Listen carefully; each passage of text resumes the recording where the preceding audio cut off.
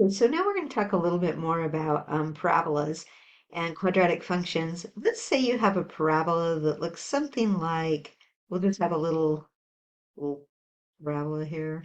One, three, four, okay. Little parabola right here. And you can see, oh, it's a basic parabola. It's just shifted, and stuff. And you have your vertex right here. Now, this is a right side up parabola, right? So we know that A is greater than 0. This point right down here is a minimum. Okay, so it has a minimum value. If I were to figure out the coordinates for that point, let's see, 1, 2, 3, 4, 5, 6, comma, 5, right? That's the ordered pair for that vertex there, 6, comma, 5. So the minimum value means minimum value means the minimum output. All these other points have outputs that are higher than that. 5 is the lowest output, okay? So think about that. Look at the parabola. Think about that for a minute. And so if they said, hey, does this parabola have a maximum or a minimum value? It has a minimum value, and the minimum value is 5. So in our example here, the minimum value is 5, okay? The domain for this function, I guess I should give it a name, but the domain is going to be all real numbers. It's a quadratic function, so it's going to have a domain of all real numbers. But the range is going from the lowest to the highest, which in our case here would be 5 to infinity. Okay? Now, let's say you have another parabola over here. I'll make it just kind of a basic parabola.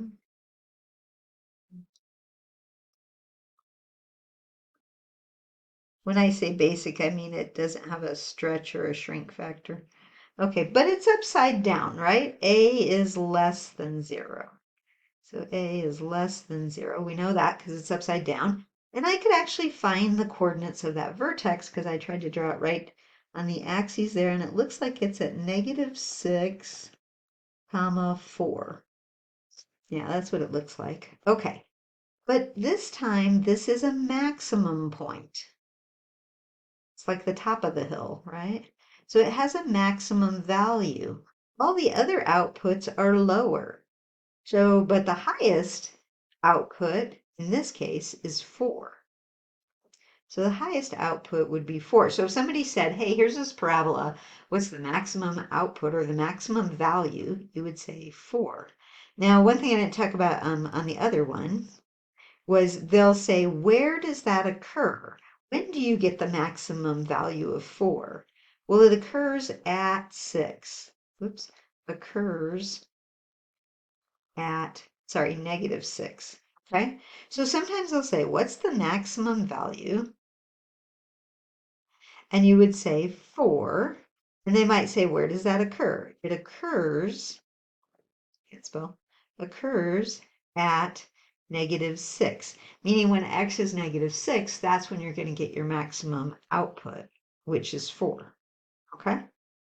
All right, the domain would be -infinity to infinity because, again, it's a quadratic function, so that's the domain for a quadratic function. But the range is going to be from -infinity up to 4, and that 4 is the maximum value. Okay. So minimums and maximums. How will you know if you have a minimum or a maximum? Maximum, it depends on A. It depends on if it's a right side up or an upside down. Okay? So here's example 4. Consider the function. They give us a function. Our A is -3. So is it right side up or upside down? It's upside down because it's negative. That means it's going to have a maximum value. Okay, so it says determine without graphing. I guess I kind of drew a little graph, but not accurately. Determine whether the function has a minimum or maximum. You look at what A is. If A is negative, it's going to have a maximum value because it's going to be upside down. If it's positive, then it's going to have a minimum value. Okay, so it has a maximum value. Find the min or max. every time you want to find it, you're finding the vertex. They might as well just say find the vertex here. That's what we mean. That's where your min or your max is going to occur, is at the vertex. We can use the vertex formula.